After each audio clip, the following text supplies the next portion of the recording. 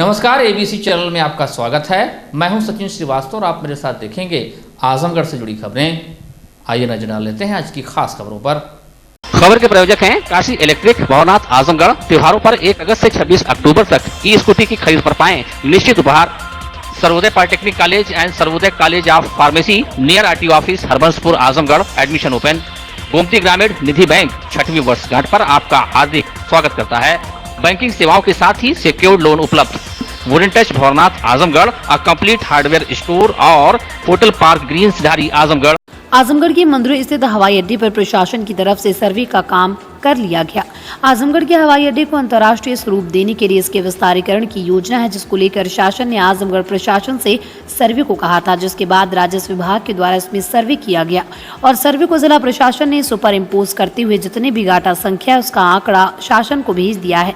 अपर जिलाधिकारी प्रशासन अनिल कुमार मिश्र ने बताया कि विस्तारीकरण की योजना 2 चरणों में पूरी की जानी है। पहले चरण में 360 एकड़ जमीन और दूसरे चरण में 310 एकड़ भूमि प्रस्तावित है, जिसका प्रस्ताव शासन को भेजा जा चुका है, जो कैबिनेट के समक्ष प्रस्तुत किया जाएगा। जब बजट आवंटन होगा तब इसके बाद काश्तकारों से इस संबंध में बात की जाएगी।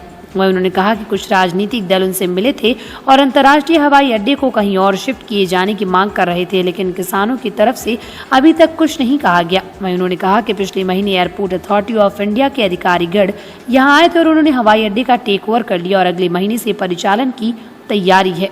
आजमगढ़ हवाई अड्डे के विस्तारीकरण को 2 चरणों में किया जाना है। प्रथम चरण और द्वितीय चरण का उसका हमने राजस्व मैप पे उनके प्लानिंग को हमने सुपर इम्पोज कर लिया है। उनके कौन कौन गाटा जाएंगे उसकी सर्वे की सूची बनाकर आज ही हमने शासन को भेजा है।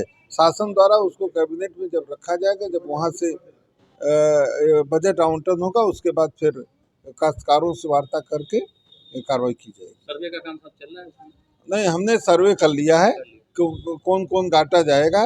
प्रथम चरण में 360 एकड़, द्वितीय चरण में 310 एकड़ जमीन उसमें प्रस्तावित है। किसानों का विरोध था कि हमारे यहाँ कोई आया? देखिए, हमारे यहाँ कोई किसान विरोध नहीं किया। कुछ पार्टी के लोग आए थे, वो कह रहे थे कि कहीं अन्यत्र कर दिया जाए।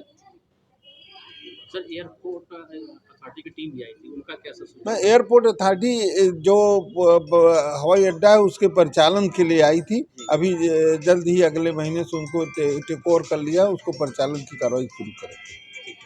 क्या आप लोगों को निर्देश मिले आजमगढ़ में कुछ करना है, अपने अपडेट अभी करना है? देखिए, हमको शासन ने निर्देश दिया है क्या नाम से कि उसका सर्वे करा लिया जाए। हमने सर्वे करा के रिपोर्ट भेज दी है। प्रमुख सचिव चिकित्सा शिक्षा उत्तर प्रदेश शासन लखनऊ नोडल अधिकारी आजमगढ़ आलोक कुमार द्वितीय की अध्यक्षता में कलेक्ट्रेट सभागार में मंगलवार को ये बैठक संपन्न हुई, जिसमें मुख्यमंत्री की अध्यक्षता में दिनांक 4 अगस्त को आयोजित हुई आजमगढ़ मंडल की समीक्षा बैठक में दिए गए निर्देशों की कार्यवृत्त के अनुपालन की समीक्षा की गई। हरिहरपुर संगीत घराने की समीक्षा के दौरान मुख्य विकास अधिकारी ने बताया कि हरिहरपुर घराने में संगीत महाविद्यालय की स्थापना किए जाने के लिए मुख्यमंत्री द्वारा 2 एकड़ जमीन के चिन्हांकन के लिए निर्देश दिए गए थे। नोडल अधिकारी ने मुख्य विकास अधिकारी को निर्देश दिए कि एडीएम सदर के द्वारा 2 एकड़ जमीन के चिन्हीकरण से संबंधित कार्रवाई 1 सप्ताह के अंदर पूर्ण करा लिया जाए। मुख्य विकास अधिकारी ने बताया कि हरिहरपुर ग्राम को आजमगढ़ गोरखपुर मार्ग से 2 लेन संपर्क मार्ग जोड़ने के लिए प्रस्ताव शासन को प्रेषित किया गया एवं सर्वेक्षण का कार्य हो गया है, जिस पर नोडल अधिकारी ने कहा कि ग्राम वासियों से बातचीत करके ही जमीन का अधिग्रहण किया जाए। इस अवसर पर नर्सिंग कॉलेज की समीक्षा में नोडल अधिकारी ने राजकीय मेडिकल कॉलेज के प्रधानाचार्य को पैरामेडिकल से संबंधित 4 नए कोर्स को शामिल करने एवं पदों के सृजन का प्रस्ताव भेजने के निर्देश दिए। इसी के साथ ही उन्होंने कहा कि अटल बिहारी वाजपेयी चिकित्सा विश्वविद्यालय से संबद्ध विद्यालयों में 1 अक्टूबर से शैक्षणिक सत्र को चालू कराया जाए, जिसमें मुख्य विकास अधिकारी ने बताया कि प्रथम फेज में प्रशासनिक एवं शैक्षणिक भवन मई 2023 तक पूर्ण किया जाना है, जिसका निर्माण कार्य प्रगति पर है। नोडल अधिकारी ने कार्यदायी संस्था CNDS को निर्देश दिए कि निर्माण कार्य को निर्धारित समय में गुणवत्ता युक्त पूर्ण कराना सुनिश्चित करें। IGRA से संबंधित लंबित प्रकरणों का निराकरण किया जा रहा है। लेखपालों के द्वारा भूमि विवाद रजिस्टर बनाया गया, जिसका थाना दिवस पर पुलिस व राजस्व की टीम बनाकर भूमि विवाद से संबंधित समस्याओं का प्राथमिकता के आधार पर निस्तारण कराया जा रहा है। मुख्य विकास अधिकारी ने बताया कि पेंशन योजनाओं में अभियान चलाकर आधार सीडिंग का कार्य कराया जा रहा है। इसी के साथ ही मेरा गाँव मेरी धरोहर के अंतर्गत ग्रामों से संबंधित डायरेक्टरी बनाई जा रही है। प्रधानमंत्री आवास योजना एवं मनरेगा में जो भी शिकायतें प्राप्त हो रही हैं उनकी जांच कराते हुए संबंधित पर कड़ी कार्रवाई की जा रही है। उन्होंने बताया कि स्वामित्व योजना के अंतर्गत घरौनियों का ड्रोन सर्वे किया जा रहा है, जिसमें 3,550 घरौनियों के सापेक्ष 3,350 घरौनियों का ड्रोन सर्वे किया जा चुका है। इसी के साथ नोडल अधिकारी द्वारा मंत्री समूह द्वारा जनपद में 24 अगस्त को किए गए बैठक निरीक्षण से संबंधित कार्यवृत्ति के अनुपालन की भी समीक्षा की गई। इस अवसर पर जिलाधिकारी विशाल भारद्वाज, पुलिस अधीक्षक अनुराग आर्य, मुख्य विकास अधिकारी आनंद कुमार शुक्ला, अपर जिलाधिकारी प्रशासन अनिल कुमार मिश्रा, अपर जिलाधिकारी आजाद भगत सिंह, PD के सिंह, DC NRLM मिथिलेश कुमार तिवारी, जिला विद्यालय निरीक्षक Umesh Kumar Tripathi, BSc Atul Kumar Singh, joint magistrate प्रखर सिंह सहित समस्त जिला स्तरीय अधिकारी उपस्थित रहे। चहलुम नवरात्र और दशहरे को लेकर मंगलवार को थाना कोतवाली परिसर में पीस कमेटी की बैठक का आयोजन किया गया। इसमें CO सिटी शैलेंद्र लाल और कोतवाल ने लोगों से त्योहारों को मिलजुल कर मनाने की अपील की। मंगलवार को थाना कोतवाली परिसर में CO सिटी और कोतवाल की अध्यक्षता में पीस कमेटी बैठक का आयोजन किया गया। इसमें CO सिटी ने लोगों से चहलुम नवरात्र और दशहरा के त्योहार को भाईचारे के साथ मनाने की अपील की। इस दौरान उन्होंने कहा कि नई परंपरा डालने की कोशिश करने वालों के खिलाफ कड़ी कार्रवाई की जाएगी। शाम थाना परिसर में हुई शांति समिति की बैठक में बिजली व साफ सफाई का मुद्दा छाया रहा। बैठक के दौरान CO सिटी ने आश्वस्त किया कि संभ्रांत लोगों की ओर से साफ सफाई, बिजली, पानी, सड़क आदि के संबंध में जो महत्वपूर्ण सुझाव प्राप्त हुए हैं उसका समय से निराकरण कराया जाएगा। उन्होंने कहा, पीस कमेटी की बैठक का उद्देश्य यही है कि संभ्रांत जनों के साथ बैठक कर महत्वपूर्ण सुझाव प्राप्त किए जाएं और उसका समय से निराकरण कराया जाए। यहाँ पर सभी समुदाय को यहाँ बुलाकर पीस कमेटी मीटिंग यहाँ की गई। इन्होंने चहलुम के सिलसिले में, दुर्गा पूजा के सिलसिले में इन्होंने अपनी अपनी समस्याएं बताई, जो प्रमुखता बिजली के को लेके, सड़क खराब होने को लेके और नाले की सफाई को लेके रही, और साथ में जो पानी की व्यवस्था की जानी मूर्ति विसर्जन को लेके, तो ये चीज़ें नोट करी गई हैं। ये सब चीज़ का समाधान किया जाएगा और इन लोगों को बताया गया सबको कि जो भी आयोजन हो किसी तरह से मार्ग अवरुद्ध नहीं होना है, ध्वनि नियंत्रण में रहना है। ये भी निर्देश सभी को दे दिए गए हैं। और जो मूर्ति विसर्जन होना है ये नदियों में नहीं बल्कि जो तालाबों में जो बनाए जाएंगे उसमें होना है। इस संबंध में इन लोगों को निर्देश दे दिए गए। पुलिस की तरफ से क्या सुरक्षा व्यवस्था में गाइडलाइन बताई गई? इन लोगों को ये बताया गया है कि पुलिस के सारे नंबर्स इन लोगों को डिस्प्यूट किए और बताया गया कि अगर कुछ भी छोटे से छोटा अगर कहीं विवाद होता है तुरंत पुलिस को सूचना दे दें, जो कि पुलिस तुरंत मौके पहुंच के समाधान कर सके। हिंदी भाषा को वैश्विक स्तर पर पहचान संचार माध्यमों के जरिए मिला है। आज देश ही नहीं समूचे विश्व में हिंदी भाषा को पहचान मिली, उसमें सोशल मीडिया की अहम भूमिका है। ये बातें सुहेल देव राज्य विश्वविद्यालय के कुलपति प्रोफेसर प्रदीप कुमार शर्मा ने कही। वह आज हिंदी दिवस के पूर्व संध्या पर मंगलवार को साहित्य अनुरागी संस्था द्वारा आयोजित कार्यक्रम में मुख्य अतिथि पद से बोल रहे थे। ये कार्यक्रम नेहरू हॉल में आयोजित था। उन्होंने कहा कि आज हम सभी के लिए सोशल मीडिया संकट का काम कर रहा है। लेखनी का जो विचारों के साथ सामंजस्य था उससे नई पीढ़ी दूर हो रही है। उन्होंने कहा कि हिंदी दिल को स्पर्श करने वाली भाषा है, इसकी व्यापकता को सुरक्षित करने की जरूरत है। भाषा से हमारी संस्कृति की रक्षा कर सकती, इसलिए भाषा का सम्मान जरूरी है। कार्यक्रम का विषय परिवर्तन करते हुए मुख्य वक्ता गोरखपुर विश्वविद्यालय के हिंदी विभाग के प्रोफेसर डॉक्टर अनिल राय ने हिंदी भाषा और साहित्य पर संचार माध्यमों का प्रभाव विषय पर संगोष्ठी में बोलते हुए कहा कि हिंदी को आज विश्व स्तर पर पहचान मिली है। आज पूरे विश्व के हर कोने में हिंदी भाषा बोलने और सुनने वाले हैं। हिंदी पर अंग्रेजी की काली छाया को हावी करने की कोशिश की जा रही है, इससे बचने की जरूरत है। अंग्रेजी की अनिवार्यता से ही हिंदी को खतरा है। उन्होंने कहा कि हिंदी हम सबके आजीविका से जुड़ी हुई भाषा है। आज हिंदी की कमजोरियों को गिनाने वालों को मुंह तोड़ जवाब दिया जाना चाहिए। कार्यक्रम के विशिष्ट अतिथि लाल बहादुर शास्त्री PG कॉलेज के हिंदी विभागाध्यक्ष डॉक्टर इशरत जहां ने कहा कि हम हिंदी का सम्मान करके ही समाज को एक सुसंस्कृत स्वरूप दे सकते हैं। उन्होंने कहा कि हम हिंदी के साथ सभी भाषाओं को सम्मान देकर ही हिंदी की रक्षा कर सकते हैं। विशिष्ट अतिथि डाइट के प्राचार्य अमरनाथ राय ने कहा कि कोई भी भाषा समाप्त नहीं हो सकती। जब हमारी मानसिकता खत्म होती है तब भाषाओं पर खतरा आता है। सभी भाषाओं का सम्मान करेंगे तभी हम हिंदी का सम्मान कर सकते हैं। हिंदी से ही हम अन्य भाषाओं का सम्मान कर सकते हैं। कार्यक्रम के प्रारंभ में साहित्य अनुरागी के अध्यक्ष डॉक्टर मनीषा मिश्रा ने अतिथियों का स्वागत करते हुए संस्था की कार्यविधि को बताया। उन्होंने कहा कि हिंदी साहित्य के संरक्षण और संवर्धन के लिए संस्था सदैव सक्रिय रहेगी। कार्यक्रम में मुख्य अतिथि प्रोफेसर प्रदीप शर्मा सहित सभी अतिथियों को साहित्य अनुरागी की अध्यक्ष डॉक्टर मनीषा मिश्रा, कार्यक्रम संयोजक सरोज यादव, विदुषी श्रीवास्तव और इंदु श्रीवास्तव ने स्मृति चिन्ह और अंग वस्त्रम देकर सम्मानित किया। कार्यक्रम में भावना मिश्रा को साहित्य सेवा सम्मान, चित्रा पवार को सृजन सम्मान, प्रतिभा सिंह व आराधना शुक्ला को हिंदी विदुषी सम्मान से सम्मानित किया गया। संगोष्ठी की अध्यक्षता संस्था की संरक्षक डॉक्टर मालती मिश्रा ने किया। कार्यक्रम का प्रारंभ अतिथियों ने मां सरस्वती के चित्र के समक्ष दीप प्रज्वलित कर किया। सरस्वती वंदना रोशनी गौड़ ने प्रस्तुत किया। कार्यक्रम का संचालन देवेंद्र तिवारी ने किया। इस अवसर पर डॉक्टर आनंद मिश्र, विजयेंद्र श्रीवास्तव, रविंद्र अस्थाना, प्रतिभा पाठक, अजय पांडे, द्विजराम यादव, पत्रकार मधुकर तिवारी, बालचंद्र त्रिपाठी, जगदम्बा दुबे, ईश्वर चंद्र त्रिपाठी, राजाराम सिंह, हरिहर पाठक, आशा सिंह, रुद्रनाथ चौबे आदि लोग मौजूद थे। हिंदी दिवस के कार्यक्रम में सभी का स्वागत अभिनंदन करती हूँ। इस कार्यक्रम का सीधा उद्देश्य हमारी हिंदी भाषा के प्रचार प्रसार और संवर्धन के लिए संस्था समर्पित है और इसी के लिए हम काम करते हैं। तो आज हम हिंदी दिवस की पूर्व संध्या पर हिंदी दिवस समारोह का आयोजन कर रहे हैं। इसके मुख्य अतिथि हमारे बीसी सर हैं, सुहेल देव यूनिवर्सिटी के, और हमारे अमरनाथ राय सर हैं, प्राचार्य डाइट, और प्रोफेसर अनिल राय जी हैं, इशरत जहां मैम जो बनारस से आई हैं, और अनिल राय सर गोरखपुर से आए हैं। जी हाँ, यहाँ साहित्य अनुरागी संस्था द्वारा एक साझा काव्य संग्रह छोटे शहर की बड़ी काव्य संभावनाएं प्रकाशित हम लोगों ने करवाया है। उसी का विमोचन आज यहाँ पर हो रहा है और उसके साथ साथ कुछ वक्ताओं का वक्तव्य भी होगा और काव्य पाठ भी होगा।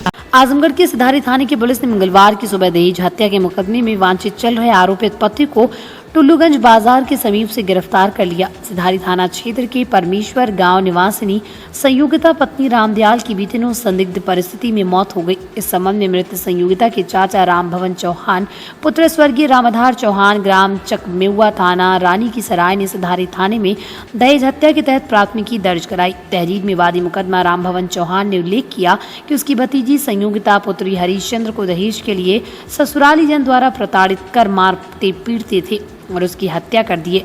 पुलिस ने चाचा की तहरीर पर ससुराल पक्ष के रामदयाल पुत्र शोभनाथ, पति शोभनाथ, ससुर दीनदयाल, देवर आशीष, देवर पुत्रगढ़ शोभनाथ, गीता देवी पत्नी शोभनाथ, निवासीगढ़ परमेश्वरपुर, थाना सिधारी के खिलाफ मुकदमा दर्ज कर विवेचना शुरू कर दी। सिधारी थाने के सब इंस्पेक्टर सुनील कुमार सरोज ने उक्त मुकदमे में वांछित चल रहे आरोपी पति रामदयाल चौहान को मंगलवार की सुबह टुल्लूगंज तिराहे के समीप से गिरफ्तार कर लिया।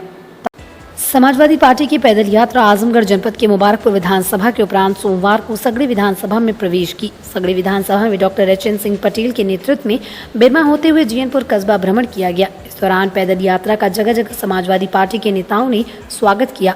वहीं नुक्कड़ सभा भी आयोजित की गई। विधायक डॉक्टर एचएन सिंह पटेल ने बेरोजगारी, महंगाई, भ्रष्टाचार, निजीकरण व सांप्रदायिकता के विरुद्ध संबोधन किया।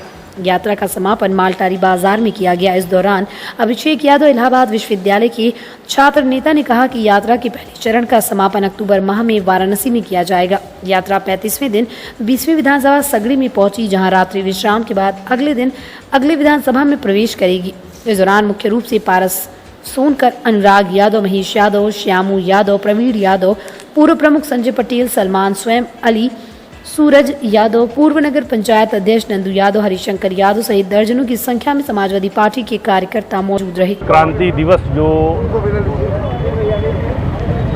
9 अगस्त 1942 को जो क्रांति करी गई थी, जिसको हम समाजवादी अगस्त क्रांति के रूप में मनाते हैं, उसी दिन से देश बचाओ देश बनाओ समाजवादी पदयात्रा गाजीपुर से शुरू हुई और आज 35वां दिन है इस यात्रा का। इस यात्रा के मुखिया माननीय राष्ट्रीय अध्यक्ष अखिलेश यादव की दूत अभिषेक यादव जी कर रहे हैं और आज आजमगढ़ के मुबारकपुर से यात्रा को हम लोगों ने उनसे मुबारकपुर के बॉर्डर से इनको रिसीव किया और आज सगड़ी होते हुए ये पदयात्रा जाएगी मालटारी। वहाँ रात्रि विश्राम होगा और उस विश्राम के बाद कल ये यात्रा गोपालपुर के लिए प्रस्थान करेंगे। मेन हेडिंग जो आपने उससे सीख अगर दी होगी तो देश बचाओ देश बनाओ, यानी देश आज उनके हाथों में है जो देश की सारी संपत्तियों को बेच रहे हैं, और आने वाले दिन में समस्त भारतवासी इसका खामियाजा भुगतेगा। उसी के अंदेशे को देखते हुए माननीय राष्ट्रीय अध्यक्ष जी ने ये निर्णय लिया कि हम पूरे उत्तर प्रदेश में देश बचाओ देश बनाओ पदयात्रा का काम करेंगे। उसी के परिप्रेक्ष्य में यात्रा काम कर रही है और चल रही है। मानव जनहित सेवा संस्थान के प्रबंधक सचिव कौशल किशोर चतुर्वेदी ने मंगलवार को शहर के जाफरपुर स्थित एक आवास पर प्रेस वार्ता को संबोधित करते हुए कहा कि एक सोची समझी षड्यंत्र के तहत मुझे और हरेंद्र पाठक को फर्जी मुकदमे में फंसाए जाने की एक कुचक्र रचा गया। उन्होंने आरोप लगाते हुए कहा कि 2021 दिसंबर में जाफरपुर में संगीतमयी रामकथा के दौरान साजिशकर्ता राजेंद्र प्रसाद लाल श्रीवास्तव ने मुझसे 50,000 की धन उगाही करने का प्रयास किया। हमने पैसा नहीं मुहैया कराया तो उन्होंने हमें धमकी दी। इसी द्वेष के चलते शहर के पुरानी सब्जी मंडी निवासिनी 58 वर्षीय वृद्धा को आगे करके राजेंद्र प्रसाद ने अपने द्वेषपूर्ण ढंग से एक कार्य किया है, जबकि महिला के आवास पर मैं कभी गया ही नहीं तो पूजन अर्चन दूर की बात है।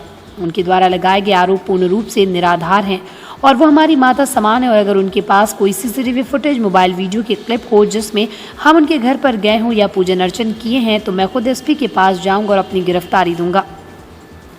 मात्र मेरी प्रतिष्ठा को प्रभावित करने के लिए इस तरह का झूठा निराधार लांछन आरोप लगाया गया।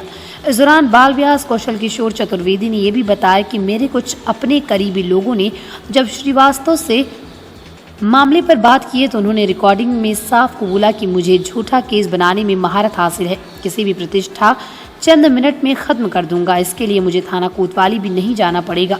पूरा जीवन कोर्ट कचहरी में खपाया है। उसने मुझे 50,000 रुपए भी नहीं दिया और संगठन से हटाकर मुझे क्षति पहुंचाई। इन बातों की पूरी रिकॉर्डिंग हमारे पास मौजूद है। इन्होंने उक्त महिला को अपने प्रभाव में लेकर इस तरह का झूठा बेबुनियाद कहानी गढ़ी है, लेकिन प्रतिष्ठा पर उंगली उठाने वाले को खुद अब कोर्ट खींच कर ले जाऊंगा। जहां तक इस आरोप की बात है तो ऐसे साजिशकर्ता के खिलाफ मैं खुद कोर्ट पहुंचकर अपना पक्ष रखूंगा और दूध का दूध पानी का पानी होगा। इस अवसर पर हरेंद्र पाठक, राय, अनूप कुमार श्रीवास्तव, घनश्याम तिवारी, गोविंद शास्त्री, लाल बाबा, अखिल भारत वर्षीय ब्राह्मण सभा के प्रदेश अध्यक्ष ब्रजेश दुबे, जाफरपुरी, गगनकांत दुबे आदि के साथ साधु संत समाज मौजूद रहे। हमको एक फर्जी मुकदमे में फंसाया गया है और प्रकरण यह है कि 2021 दिसंबर में आजमगढ़ शहर के नज़दीक जाफरपुर ग्राम में श्री सचंडी महायज्ञ एवं संगीतमय राम कथा का आयोजन था। उसमें मैं श्री राम कथा करता था। जिन्होंने ये कूट रचना किया है वो कथा सुनने यहाँ आते थे, तो कुछ दानदाता थे जो श्रद्धावश व्यासपीठ पर कुछ पैसा वैसा चढ़ाते थे। तो 2-3 दिन कथा सुनने के बाद उन्होंने हमसे कहा कि आपको दान दक्षिणा और चढ़ावा ज़्यादा मिल रहा है और आप बड़ी कथाएं करते हैं और लोगों का बड़ा झुकाव आपके प्रति है, हमको कुछ दे दिया करिए। तो मैंने उसको ऐसे ही हंसी समझा के ऐसे ही कुछ कह रहे हैं। फिर दूसरे दिन फिर आए और मैं मंच पर जा रहा था तो हमसे कहे कि आपसे कुछ हमको बात करना है। तो जब मैं व्यासपीठ से खाली हुआ तो हमसे कहे कि आप हमको 50,000 रुपया दे दीजिए। और हमने कहा कि भाई न आप हमारे साथ संगीत में सहयोग करते हैं, न आपने माइक लगाया है, न आपका इस कार्यक्रम से हमारे इस अभियान में कोई सहयोग है, तो मैं आशा नहीं समझ रहा हूँ कि पैसा किस लिए आपके दे दूँ। तो उन्होंने कहा ठीक है, यदि आप पैसा नहीं देंगे तो हम ऐसा करेंगे कि आप कथा करने लायक रह नहीं जाएंगे।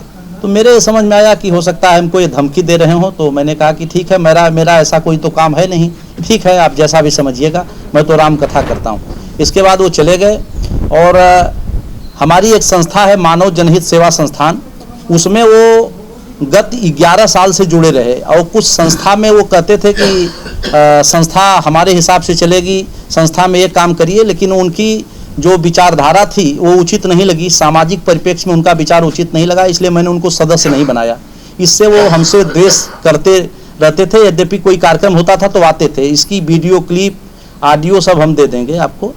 और इसके बाद उन्होंने यह कूट रचना किया कि एक 58 वर्षीय महिला को, आज हमको पता लगा है कि 58 वर्षीय एक महिला को, जिसको न मैं जानता हूं न पहचानता हूं, सत्य है कि मैं न उसका घर जानता हूं उस महिला का, न उसका नाम जानता हूं। हमको ये पता लगा कि कि उन्होंने जो है आपके विरुद्ध ये कूट रचना किया है कि आप तांत्रिक पूजा करने अपने एक पंडित जी को साथ लेकर के गए थे और आपने तांत्रिक पूजा किया और पहली बार आपने 40,000 मांगा, फिर 35,000 मांगा और इसके बाद 58 वर्ष की महिला के साथ आपने छेड़छाड़ किया। न मैं पूजा करता हूँ, आज कोई समाज में एक कोई हमारे संबंध में एक वीडियो क्लिप नहीं दे सकता कि मैं कर्मकांड कराता हूँ। हजारों क्लिप हमारे यूट्यूब पे चैनल हैं, कथा मंदाकिनी है, आप उस पर सुन सकते हैं। जहाँ भी मैं गया हूँ बाल व्यास की उपाधि हमको मिली है और मैं बचपन से राम कथा भागवत कथा करता हूँ। किसी के यहाँ कर्मकांड पूजा पाठ तंत्र पूजा ये मेरा विषय ही नहीं है, न मैं ये करता हूँ। और ये झूठा लांछन घर में घटना दिखाते हुए ये लगा रहे हैं कि हमारे घर तंत्र पूजा करने आए, जबकि मैं कथावाचक हूँ, न मैं तांत्रिक हूँ और न कर्मकांडी हूँ। मेरा इस प्रकरण से न कोई संबंध है, न मैं उनको जानता हूँ।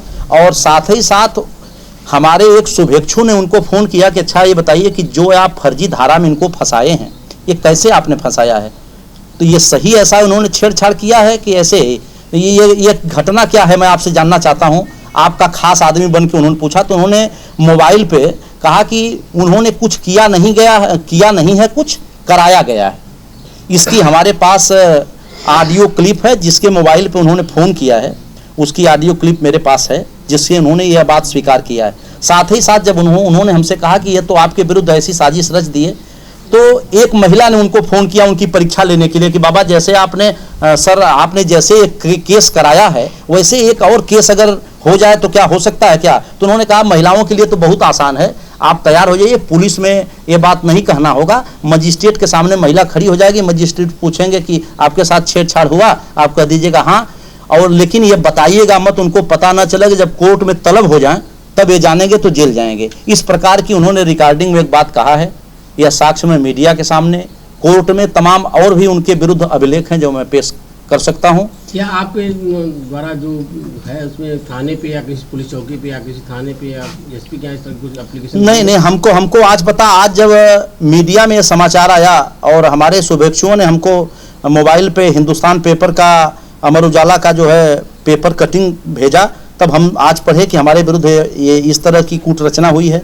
तब मैं जा करके इसको जब पता कराया तो पता लगा कि हाँ इस प्रकार की रचना हमारे विरुद्ध 26 मई को ऑर्डर हुआ है, आज तक हमको कोई सूचना नहीं है और न मैं इस प्रकरण को जानता था। सत्य यह है कि घटना 3 नवंबर को दिखाई गई, इसके बाद भी वो आदमी हमारे साथ दिसंबर में जाफरपुर कथा में बैठता रहा, हमारे विरुद्ध 3 नवंबर को साजिश कर रहा है और दिसंबर में हम वीडियो क्लिप दे देंगे, हमारी कथा बैठ के सुन रहा है। कुल मामला क्या है, पैसे की डिमांड कर रहा है क्या? 50,000 रुपया उन्होंने हमसे मांगा था कि आप कथावाचक हमको 50,000 रुपया दीजिए, यदि आप पैसा नहीं देंगे तो हम ऐसा करेंगे, षड्यंत्र नहीं, उन्होंने कहा ऐसा करेंगे कि आप कथा करने लायक समाज में नहीं रहेंगे। पैसे को लेके ये सब जनता के विश्वास और भरोसे के साथ सफलता के 6 वर्ष पूरा होने पर गोमती ग्रामीण निधि बैंक 6वीं वर्षगांठ पर आप सभी का हार्दिक अभिनंदन करता है।